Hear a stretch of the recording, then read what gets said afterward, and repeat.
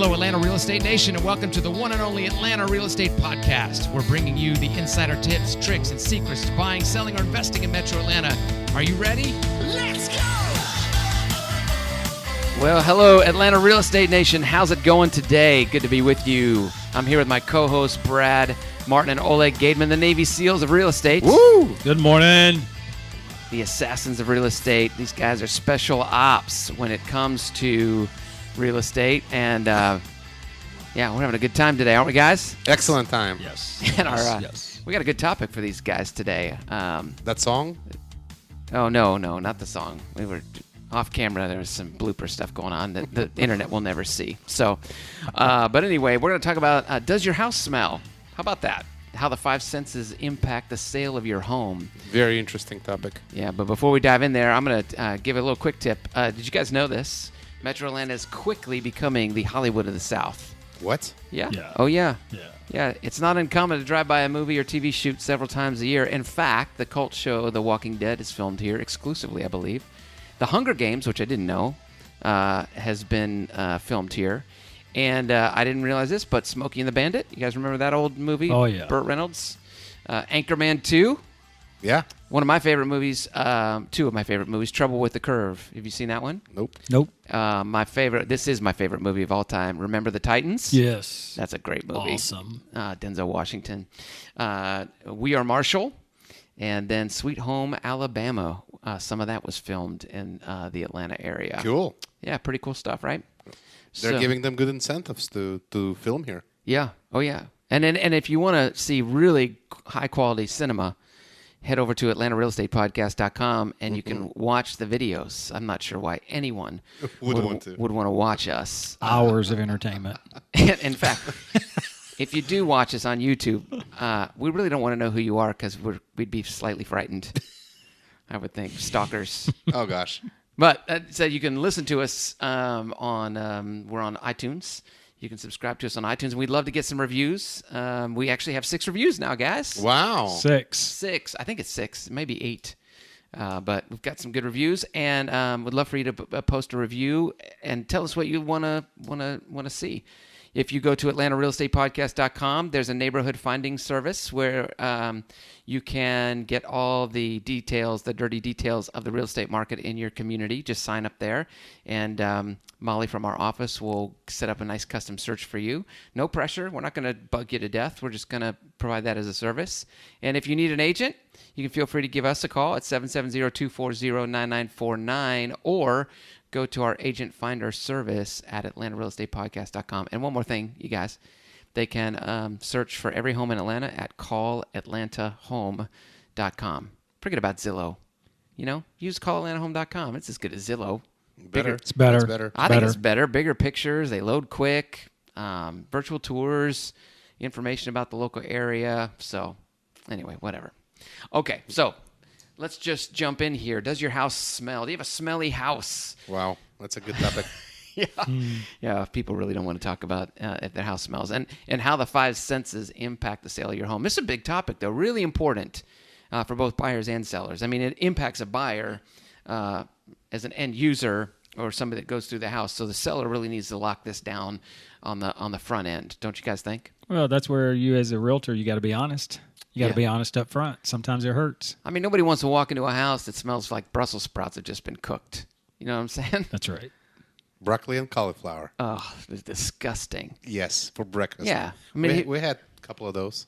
Yeah, have you ever, my wife cooks healthy food and she likes to steam broccoli and stuff. And I'll go out for a walk or do something, wash my car, something that's fun for me, But that's actually worse because when you come back, it smells double. Oh, yeah, it is worse. You just washed your car, everything's looking good, and you're all happy about yourself, right? And then you walk in and wafting of broccoli hits you in the face. It's just the worst. It is. It is the worst. I mean, make some chocolate chip cookies for crying out loud. So next time, stay in, and while she's cooking, you can make the chocolate chip cookies so they can offset each other. Oh, yeah, broccoli chip cookies. Awesome. See, there you go. Healthy recipe. All right, let's talk about the visual. So we're going to cover all five senses. The visual. What does the visual do to impact the sale of a home? Well, that's your first impression. One of the first impressions. I mean, all your senses are impressed upon you, but visual is definitely most important. What you see is what you get, right? That's where it comes from. Yep. I guess. So if it looks bad, that's what you're gonna comment on first. Yeah, visual being Until you walk in, and then it becomes a different situation. That's Maybe it. With the smell. You want to keep it open.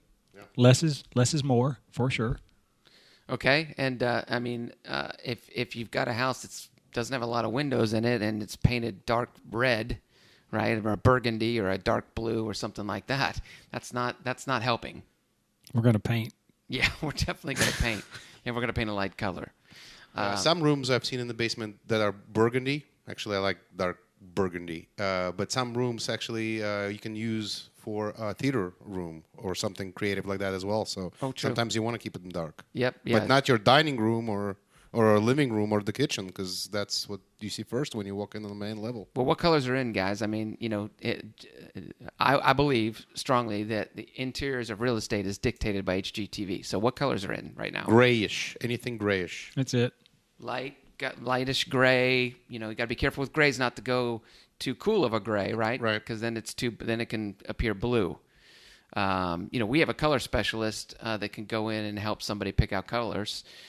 Because if you have, like the house that we're in today, we're in one of our remodeled homes that we're selling, and the floors are kind of a blonde color. They're oak, but they're blonde, and we didn't want to refinish them for various reasons. And so we had to be very careful about the kind of gray that we picked to go on the walls, right? And so we picked a complementary gray that doesn't allow the floor to look yellow or too yellow or too orange or whatever. Right. So you got to be careful, especially with hardwood floor colors, to make sure you're getting a complementary color. Let's see. What else with site? Furniture. Furniture. Yep, you want to definitely let them to fill the square footage of the home. Yeah. So nothing too bulky, or if you have like a 5-piece set in the family room, you might want to trim it down a notch. Yeah, and like in the dining room, what I always recommend is the leaf in the table comes out, so the room can be easy accessible. Yeah, people don't want to see your furniture, folks. They want to see the space, and they want to visualize their own furniture in that space, right? And I mean, you got to think about it, right? There's square footage, right, and then there's cubic volume. And so when someone looks at it, if there's a ton of chairs in a dining room that can't really support a ton of chairs, the mind just thinks that the dining room is small, right? But it's all math. Right. Every time you take out a chair, you're freeing up, I don't know, this chair I'm sitting in, you're taking out maybe 9 square feet of visual space. So if I take this chair out, you should be able to see 9 more square feet of floor. It's a big chair. Yeah, it's a big chair. Yeah. I'm a big dude. Also, rugs. Rugs on a day in and day out basis are very functional for a home, but when your home's for sale, you want to take those rugs up and show the floor. Yeah, unless they're trendy rugs.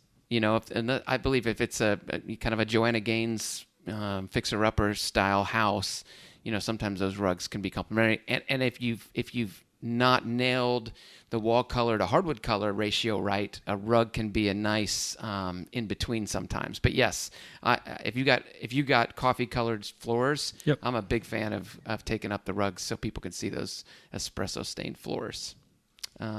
Personal photos, you guys. This is a big one. Oh my gosh, this is a big one.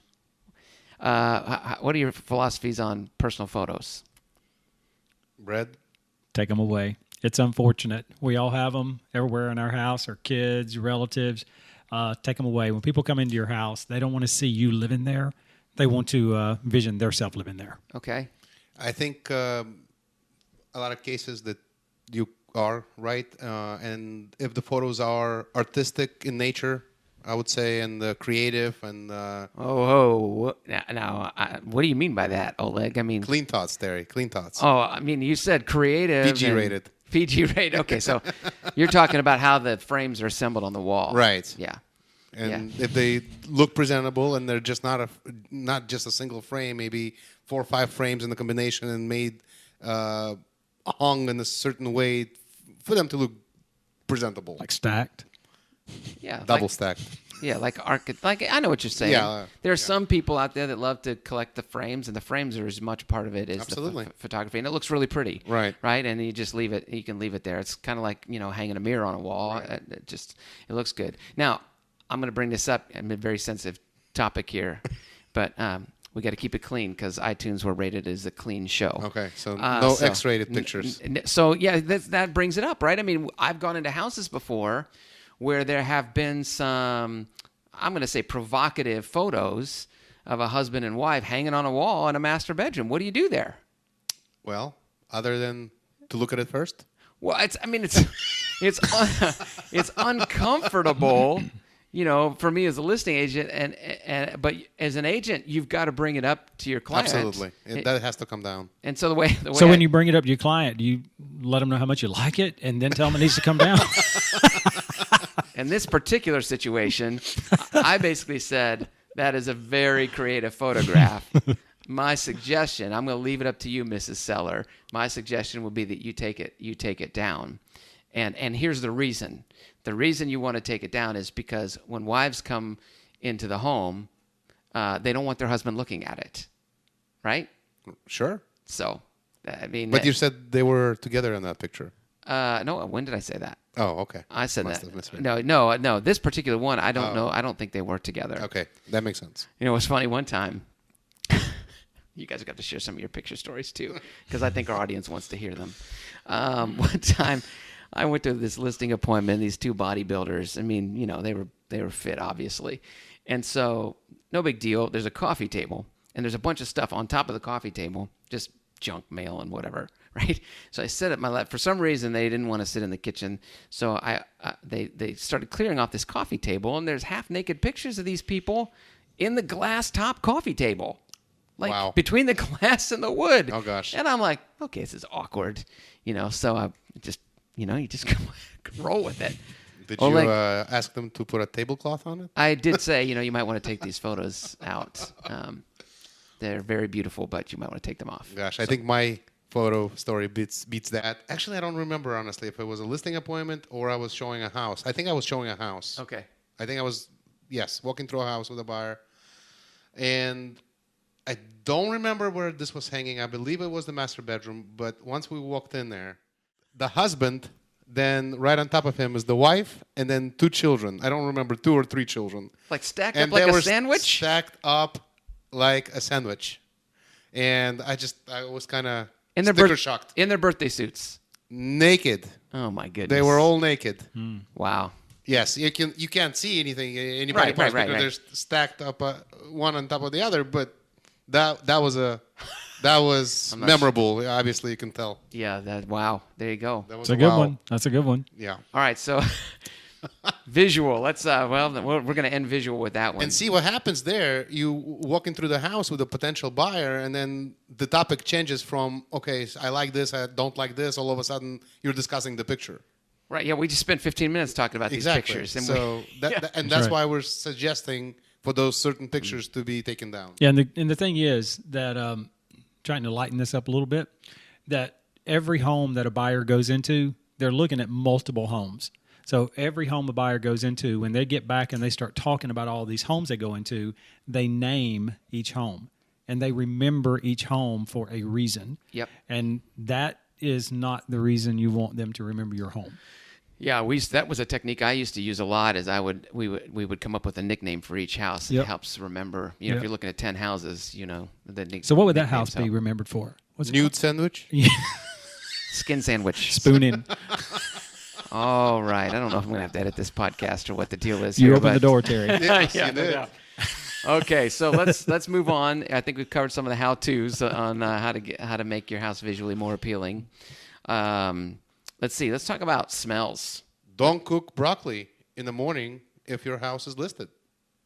I mean, don't make extra smells for other people to smell. Even if you love it, I would suggest you not do that in a house. So you're saying foods in general, I mean, unless they're pleasing, maybe sweet, like in general, people like chocolate chip cookie Yeah. smells or vanilla, stuff like that. Keep it if you're going to make a house smell a certain way. Now, and I will tell you there's only one worse smell than boiled broccoli walking through the door or fish or whatever, right?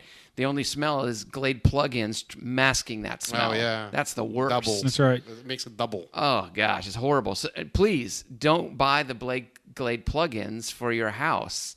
I mean, there's other natural stuff that you can buy that make the house smell really, really good.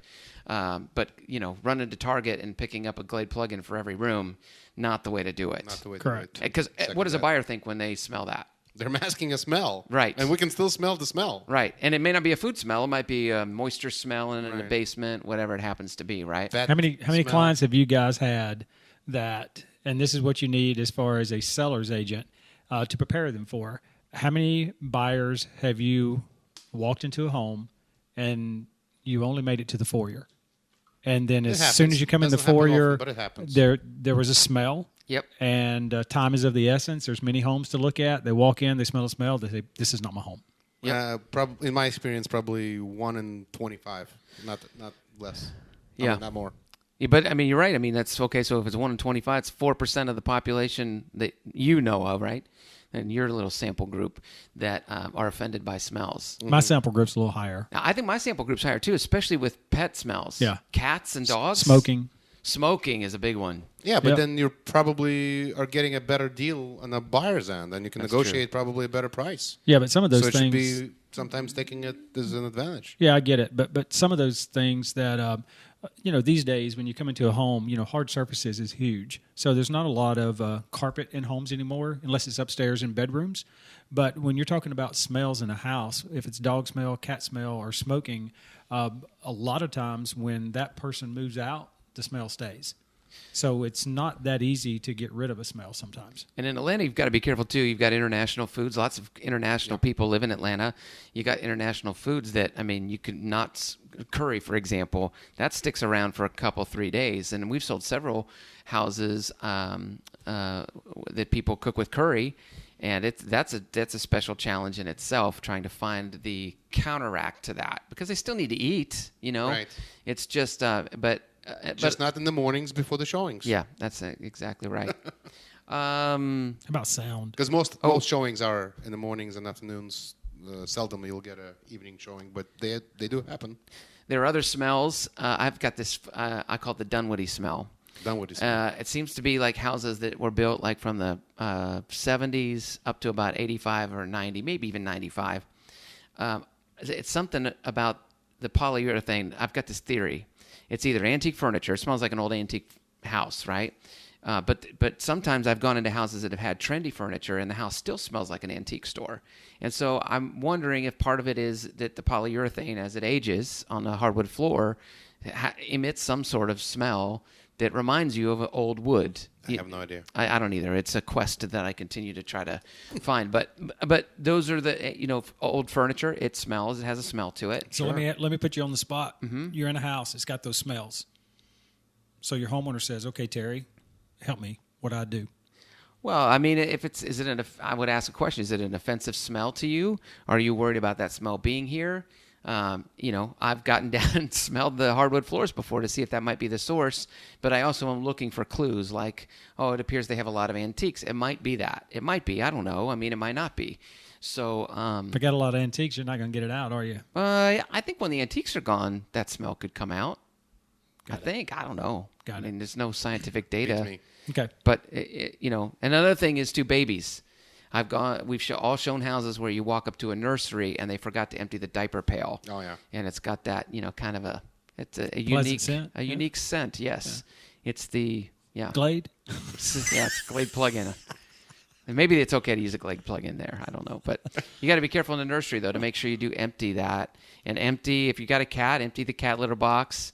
I mean, I'm really allergic to cats. That's a deal breaker for me, and I know several people that are.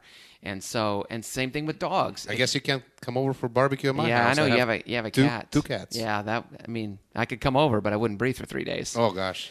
So, but I mean, again, if you're marking your house for sale, you're trying to not offend anybody. Yeah. Because you want the most people possible interested in your property.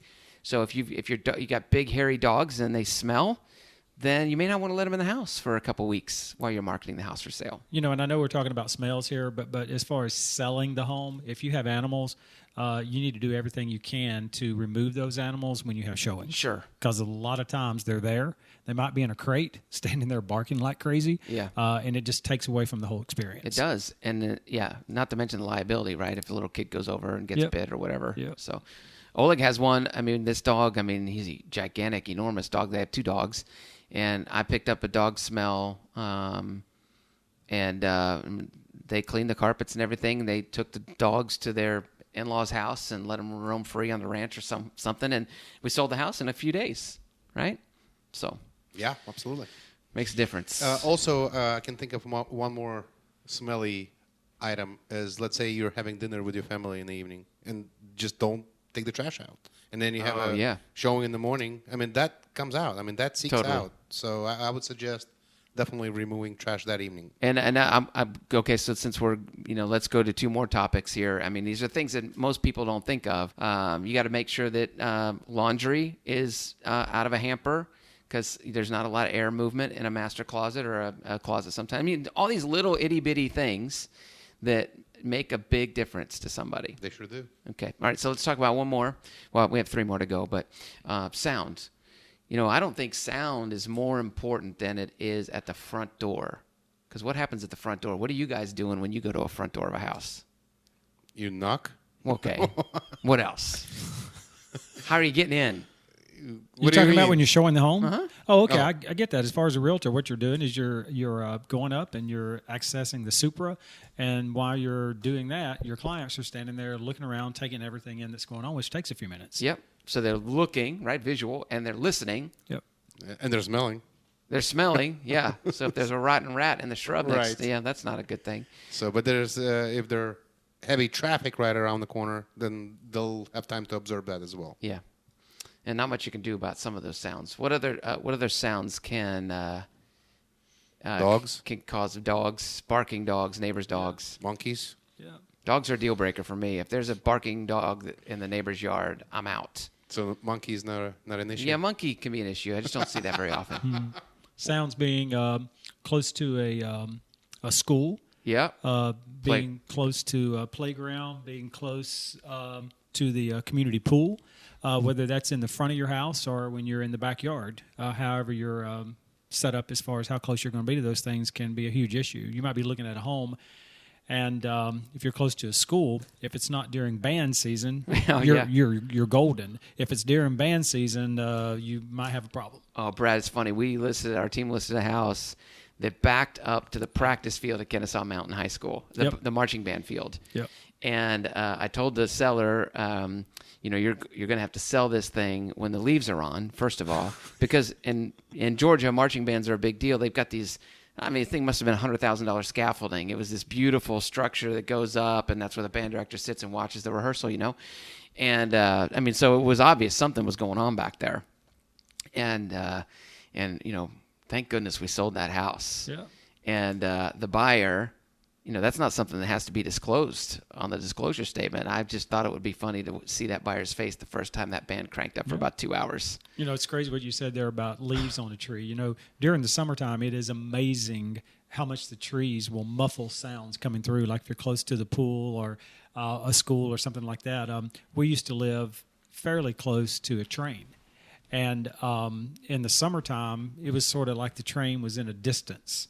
But then as fall come, all the leaves come off the trees, and that train would go by, it would literally sound like it was in our back door. Wow. So it makes a huge difference. Oh, yeah. Absolutely. So what else is on our list? Let's see. Sounds, chickens. I know it's weird, you guys, but listen. Chickens. We watch Fixer Upper at home, and I have seen more residential houses that have chickens lately because of Joanna Gaines. Who's Joanna Gaines?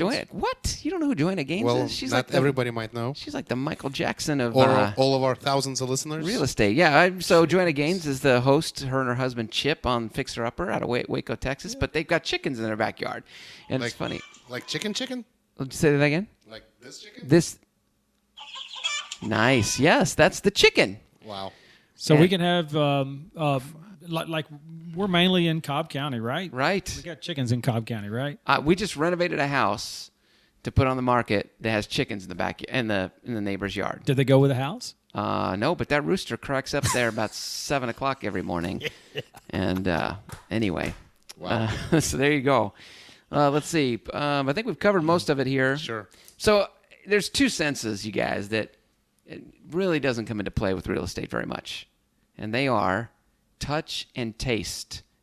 And we've, in our podcast planning, we try to figure out where we could incorporate this. The only thing I can say with taste is make some nice chocolate chip cookies or something when people come to your open house.